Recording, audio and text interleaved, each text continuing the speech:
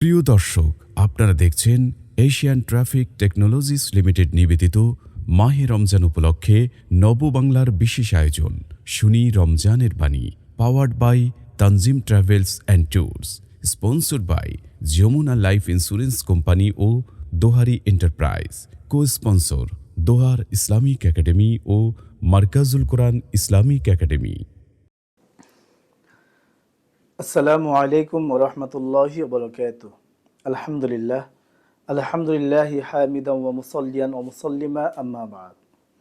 আলহামদুলিল্লাহ, আল্লাহ রাব্বুল আলামিনের প্রতি লাখ কোটি শুকর যে আল্লাহ রাব্বুল আলামিন আমাদেরকে পবিত্র মাহে রমজানের রহমতে 10 দিন অতিক্রম করার পরে মাগফিরাতে আমাদেরকে নিয়ে এসেছেন এবং আজকে মাগফিরাতের 7তম দিন অর্থাৎ পবিত্র মাহে রমজানের 17তম দিন। তো আমাদের আজকের এই দিনে আমাদের নববাংলার স্টুডিওতে উপস্থিত হয়েছেন একজন বিশিষ্ট আলেমে দ্বীন। তার কাছ থেকে আমরা জানবো পবিত্র মাহে রমজানের গুরুত্বপূর্ণ কিছু মাসাইল সম্পর্কে। তো প্রথমে আজ আমি আমাদের মেহমানকে পরিচয় করে দিচ্ছি। আজ আমাদের মাঝে উপস্থিত হয়েছেন দারুল হুদা নুরিয়া মাদ্রাসার সম্মানিত প্রতিষ্ঠাতা ও মুহতামিম মুফতি বেলাল হোসেন মাহমুদি। প্রিয় দর্শক, তাহলে আর দেরি না করে চলে যাচ্ছি আমরা আমাদের অতিথির কাছে। আসসালামু আলাইকুম ওয়া রাহমাতুল্লাহি ওয়া বারাকাতুহু। ওয়া আলাইকুম আসসালাম ওয়া রাহমাতুল্লাহি ওয়া বারাকাতুহু। আমাদের আমন্ত্রণ গ্রহণ করার জন্য অসংখ্য মোবারকবাদ জানাচ্ছি। তো আমাদের মেহমানের কাছে আমি আজকে কয়েকটি মাসআলা জানতে চাই পবিত্র মাহে রমজান সম্পর্কে।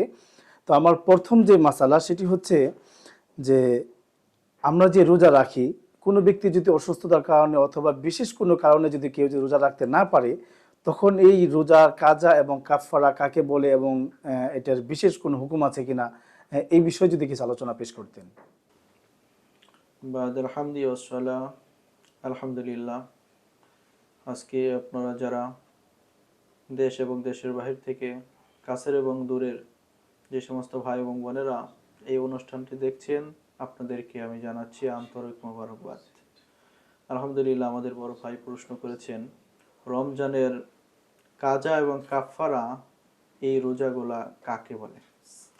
রমজানের কাজা রোজা বলা হয় যদি কেউ সেহরি খাইলো আর জানতে পারলো যে সেহরির সময় তো আগেই শেষ হয়ে গেছে, এখন জানার পরেও সে খাইলো, এবং কেউ ইফতার করতেছে জানতে পারলো যে এখন ইফতারের সময় হয় নাই, তাহলে ওই ব্যক্তির জন্য শুধু একটা কাজা রোজাই ফরজ হবে। যে কাজা রোজাটা যদি সে আদায় করে দেয় তাহলে তার আদায় হয়ে যাবে। আর যদি কোনো ব্যক্তি ইচ্ছা করে আহার করে, ইচ্ছা করে রমজান মাসে খাবার খায়, ইচ্ছা করে স্ত্রী সম্ভোগ করে, তাহলে তার জন্য কাজা এবং কাফারা উভয়টি ওয়াজিব হয়ে যায়। আর এই কাফারা কিভাবে আদায় করবে? সে লাগাতার 60টি রোজা রাখবে। 60টি রোজা রাখার পরেও একটি রোজা রাখতে হবে, মোট 61টি রোজা রাখবে। 61টা রোজা রাখার পরে তার এই কাজা এবং কাফারা আদায় হবে। যদি কোনো ব্যক্তি এরকম 61টা রোজা রাখতে সামর্থ্য না রাখে, অসুস্থ হয়ে যায়, মারিজ হয়ে যায়, তখন সে 60 জন মিসকিনকে 2 বেলা উন্নত মানের খাবার খাওয়াবে, তাহলে তার পক্ষ থেকে আদায় হয়ে যাবে এই কাফারাটা। তাহলে আমরা জানতে পারলাম যে কাজা, যা আমি জানি নাই যে সেহরির সময় শেষ হয়ে গেছে, আমি জানি না ইফতারের সময় শেষ হয়ে গেছে, তখন শুধু কাজাই হবে। আর ইচ্ছা করে যদি আমি খাবার খাই রমজানে এবং ইচ্ছা করে স্ত্রী সম্ভোগ করে, এই দুই কারণেই কাজা এবং কাফারা উভয়টি ওয়াজিব হয়। আল্লাহ পাক আমাদের বোঝার তৌফিক দান করেন। মাশাআল্লাহ, অত্যন্ত সুন্দরভাবে আপনি আমাদের প্রশ্ন উত্তর দিচ্ছিলেন। তো মোহতারামের কাছে আমার আরও একটি প্রশ্ন, সেটি হচ্ছে আমরা সকলেই জানি যে আমাদের রমজান যে মাস, এই মাসের মধ্যে আমাদের পুরুষদের তুলনামূলক মহিলা একটু বেশি আমল করতে চায় বা বেশি আমল করে। তা আমার জানার বিষয় হচ্ছে যে পবিত্র মাহে রমজানে মা বোনদের জন্য বিশেষ কোনো আমল আছে কিনা, এই বিষয়ে যদি আমাদের দর্শকদের উদ্দেশ্যে কিছু আলোচনা পেশ করতেন। মাশাআল্লাহ, আমাদের বড় ভাই প্রশ্ন করেছেন। রমজানে আমরা পুরুষেরা মাশাআল্লাহ রোজা রাখি।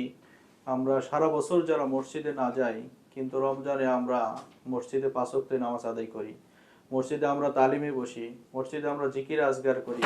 মাশাআল্লাহ, অন্যরকম একটা পরিবেশ সৃষ্টি হয়ে যায় আমাদের পুরুষদের জন্য। কিন্তু আমাদের মা বোন যারা আছে, তারা কি শুধু বাড়িতে বসে মোবাইল, ইউটিউব, ফেসবুক এবং টিভি এইসব নিয়ে কি তারা শুধু ব্যস্ত থাকবে? রমজানে নাকি তাদের কোনো বিশেষ আমল আছে। হ্যাঁ, তারা বাড়িতে তাদের রান্না বান্না করতে হয়, ইফতার পাকাইতে হয়। তারা এই নিয়তে ইফতার পাকাবে যে আমি আমার বাড়িতে যে পুরুষরা আছে, অন্য যারা আছে, আমি তাদের খেদমত করতেছি, আমি এই রোজাদারের খেদমত করতেছি, এই নিয়তে সে ইফতার সে পাকাবে। তাহলে ইফতার করাইলে যে সোয়াবটা পাওয়া যাইতো, সে রান্না করার কারণে এই সোয়াব পাওয়া যাবে। এবং বাড়িতে আরো বাচ্চারা, ছোট শিশুরা যারা আছে, এদেরকে নিয়ে কোরআন তেলাওয়াত করা, নিজেরা কোরআন তেলাওয়াত করা, এদেরকে কোরআন তেলাওয়াত করাইতে বসিয়ে দেওয়া, এবং ছেলেরা, পুরুষরা যারা আছে তাদেরকেও তারা মসজিদে পাঠাই দিবে এবং বেশি বেশি করে জিকির আজগার করবে। এবং রমজানের ভিতরে তাদের কোনো সমস্যা হয়ে গেলে, তাদের মাসে যে সমস্যাটা হয়, তারা তখন বেশি বেশি করে জিকির আজগার করবে, ইস্তেগফার করবে। আলহামদুলিল্লাহ, মাশাআল্লাহ। মোহতারামের কাছে আমি তৃতীয়তম আমার আজকের প্রশ্ন, সেটি হচ্ছে যে আমরা সকলেই জানি নারী জাতিকে আল্লাহ তাআলা একটি বিশেষ রূপ দিয়েছেন, যা প্রতি মাসে হয়ে থাকে, যেটাকে আমরা ইসলামের পরিভাষা হায়েজ বলি, বাংলা যেটাকে আমরা ঋতু বা মাসিক বলে থাকি। তো আমার জানার বিষয় হচ্ছে যে কোনো নারী যদি ওষুধ খেয়ে মাসিক বন্ধ করে যদি রোজা রাখে, তাহলে তার এই রোজা হবে কিনা, বা ইসলাম এই বিষয়ে কি বলে? মাশাআল্লাহ, খুবই গুরুত্বপূর্ণ একটি প্রশ্ন করেছেন ভাই। যে আমাদের মা বোনেরা অনেক সময় রমজান আসলে আগে থেকে তাদের ভিতরে একটা আবেগ কাজ করে যে রমজান আসছে, আমরা এই রমজান অনেক ইবাদত বন্দেগী করব। তো তারা ডাক্তার কাছে গিয়ে তারা ওষুধ নিয়ে আসে, ওষুধ খায়, অনেকে আছেন। তো ওষুধ যদি কেউ খায় এবং যদি তার শরীরে কোনো ধরনের সমস্যা হবে না, সে নিশ্চিত বলতে পারে যে না, আমি ইতিপূর্বে খেয়েছি এই ওষুধ, কিন্তু আমার শরীরে কোনো সমস্যা নাই, হয় না, হবে না, তাহলে সেই ওষুধ খেতে পারবে। আর যদি মনে করে না, আমার শরীরে সমস্যা হওয়ার সম্ভাবনা আছে, আমি এটা একটা আমাদের জন্য প্রতি মাসে আসে, আমরা এটা বন্ধ করে দিলে শরীরে বিভিন্ন রোগ হতে পারে, তাহলে তার জন্য এটা আমাদের ফিকাহবিদরা এটা দুরুস্ত বলেন নাই যে তার জন্য এটা জায়েজ নাই, সে ওষুধ খেয়ে তার মাসিক বন্ধ করে সে রোজা রাখবে। কিন্তু সর্বোত্তম হচ্ছে যে সাধারণ অবস্থায় ছেড়ে দেওয়া। যেহেতু আল্লাহ রব্বুল আলামিন আমাদের জন্য, আমাদের মা বোনদের জন্য মাসে একটা তাদের রোগ দিয়ে দিছে, এটা মাসে তাদের প্রতি মাসে হয়, এই জন্য সাধারণ অবস্থায় ছেড়ে দেওয়া। আর যেহেতু আল্লাহ তাআলা এই রোজাগুলাকে ছেড়ে দেওয়ার কারণে পরবর্তীতে 60টি রোজা একটার জন্য রাখতে হয় না, পরবর্তীতে একটার জন্য একটা রাখলেই হয়ে যায়। এই জন্য তারা চাইলে এই রোজাগুলা একটা একটা করে 3 মাসে, 4 মাসে, 5 মাসেও রাখতে পারে, এটা তাদের জন্য সুবিধা। তো আশা করি আলহামদুলিল্লাহ যারা দর্শক আছেন, মা বোনেরা আছেন, তারা ইনশাল্লাহ বুঝবেন।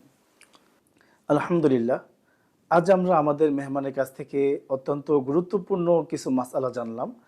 তো সর্বশেষ আমরা মেহমানের কাছে আরও একটি প্রশ্ন করব, আরও একটি মাসআলা জানতে চাই। সেটি হচ্ছে আমাদের পবিত্র মাহে রমজানের মোবারকের পরে, অর্থাৎ ঈদুল ফিতরের পরে যে 6টি রোজা রয়েছে, শাওয়াল মাসে যে 6 রোজা, তো মহিলাদের কাজা রোজা যেগুলো আছে, এগুলো রাখার আগে কোনো মহিলা যদি শাওয়াল মাসের 6টি রোজা রাখে, তাহলে তার রোজা আদায় হবে কিনা, অথবা কাজা রোজা রাখার পূর্বে শাওয়াল রোজা রাখা, এই ব্যাপারে ইসলাম কি বলে, এই বিষয়ে যদি একটু গুরুত্বপূর্ণ আলোচনা পেশ করতেন। মাশাআল্লাহ, গুরুত্বপূর্ণ একটি প্রশ্ন।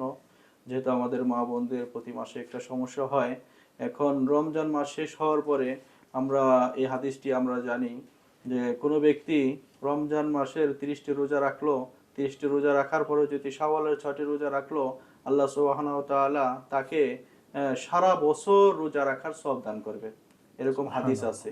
কেমন? 30 এবং 6 36, এই 36কে 10 দিয়ে যদি গুণ দেওয়া হয় 360 হয়ে যায়। তো আল্লাহ তাআলা সারা বছর রোজা রাখার সওয়াব দান করবেন। কিন্তু হাদিস শরীফে আছে রমজানের 30টি রোজা রেখে শাওয়ালের 6 রোজা রাখার কথা। আগে রমজানের 30 রোজা, তারপরে শাওয়ালের 6 রোজা। এখন আমাদের মা বোন যারা আছেন, যদি তারা মনে করেন শাওয়াল মাস আসছে, হ্যাঁ, আমি যদি আমার এই ভাঙতি রোজাগুলো আমি রাখতে যাই তাহলে এই শাওয়াল মাস শেষ হয়ে যাবে, তাহলে সে শাওয়ালের 6 রোজা আগে রাখবে, তারপরে এই ভাঙতি রোজাগুলো সে রেখে দিবে। আর যদি মনে করে না আমার রোজা কাজা হয়েছে 5টা 7টা, কিন্তু শাওয়াল মাসের আর 20 দিন আছে, তাহলে সে আগে রমজানের রোজাগুলো রেখে শাওয়ালের 6 রোজা রাখতে পারে। আবার যদি চায় সে শাওয়ালের রোজা রাখবে, বাকি ভাঙতিগুলা সে 2 মাসে 3 মাসে রাখবে, এটা তার এখতিয়ার। আল্লাহ তাআলা তাদের প্রতি একটা সুযোগও করে দিয়েছেন। এই জন্য একটা সাধারণ নিয়মের উপর ছেড়ে দেওয়া যে তারা আস্তে আস্তে রাখবে, এটাই ভালো। আল্লাহ তাআলা আমাদের সকলকে বোঝার তৌফিক দান করেন। আলহামদুলিল্লাহ, আমাদের অনুষ্ঠানের পক্ষ থেকে আমাদের আজকে যিনি মেহমান মুফতি বেলাল হোসেন মাহমুদী সাহেবকে আন্তরিক মোবারকবাদ জানাচ্ছি, যিনি আমাদেরকে আজকে পবিত্র মাহে রমজানের গুরুত্বপূর্ণ কিছু মাসআলা বলে শোনালেন।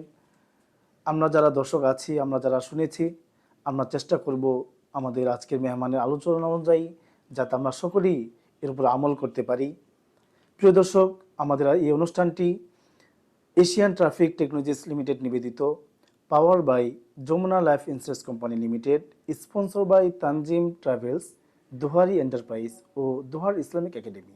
প্রিয় দর্শক, আমাদের অনুষ্ঠানটি নিয়মিত দেখতে চোখ রাখুন নববাংলার ফেসবুক পেজ ও ইউটিউব চ্যানেলে। তাহলে আজকের মতো এখানে বিদায় নিচ্ছি, দেখা হবে পরবর্তী কোনো অনুষ্ঠানে। আল্লাহ হাফেজ।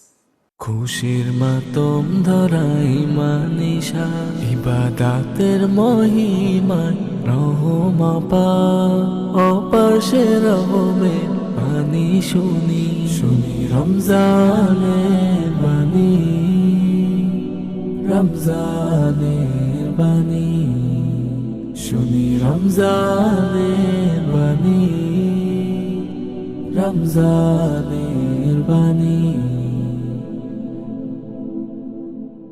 খুশির মাতম ধরাই মানিশা ইবাদাতের মহিমায় রহমা পা অপাশে রহমের বাণী শুনি শুনি রমজানের বাণী রমজানের বাণী শুনি রমজানের বাণী রমজান